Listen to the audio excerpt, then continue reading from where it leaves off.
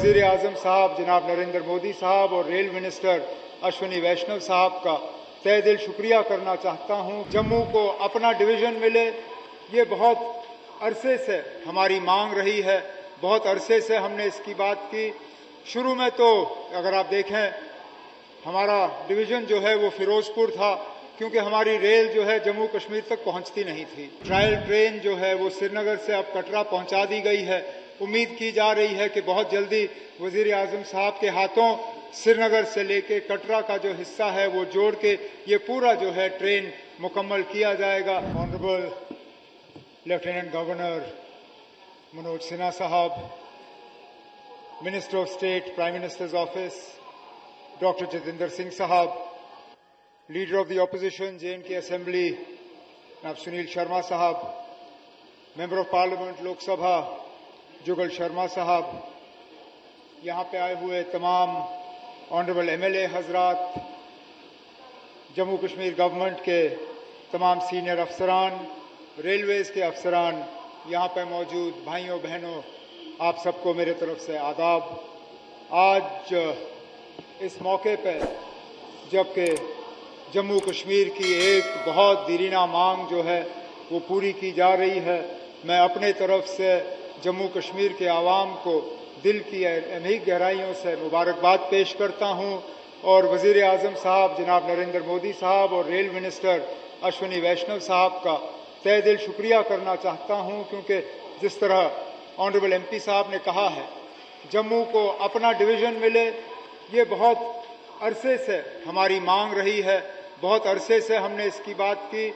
शुरू में तो अगर आप देखें हमारा डिवीज़न जो है वो फिरोज़पुर था, क्योंकि हमारी रेल जो है जम्मू कश्मीर तक पहुंचती नहीं थी।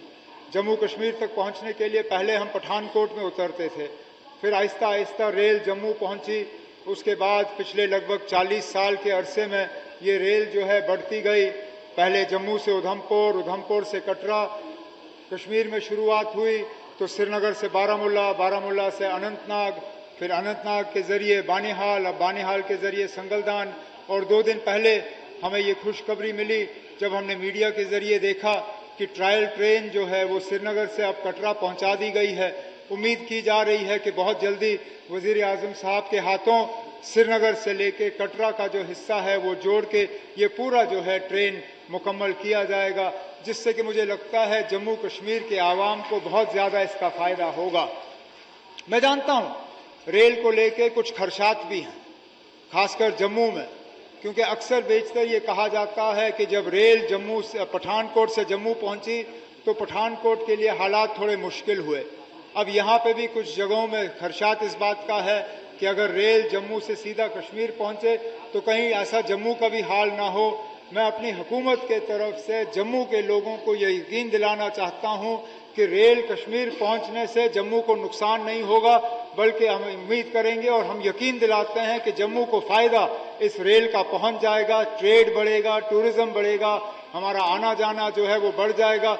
और जो जहाज़ों के माध्यम से हमें, अगर आप देखें जहाज़ के माध्यम से जो हमारे साथ जो हाल होता है सर्दियों में, जब हमारी सड़कें बंद हो जाती हैं, जब मौसम ख़राब हो जाता है और 5,000 की टिकट जो है हमें 25,000 में ख़रीदने पे मजबूर किया जाता है।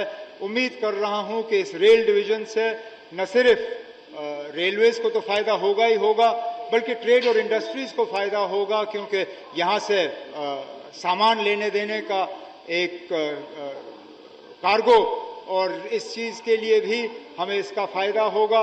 और सबसे बड़ी बात यह है कि अब रेल के माध्यम से जो है हमारा कोऑर्डिनेशन और कंट्रोल जो है फिरोज़पुर से नहीं होगा, बल्कि जम्मू शहर से ही होगा।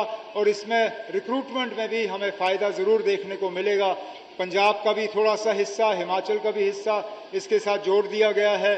जैसे मैंने कहा, जम्मू कश्मीर के लोगों की बहुत अरसे से इस चीज़ की डिमांड थी और आज वज़ीर आज़म साहब के हाथों इस डिमांड को पूरा किया गया है, जिसके लिए वज़ीर आज़म साहब का हम शुक्रिया करते हैं।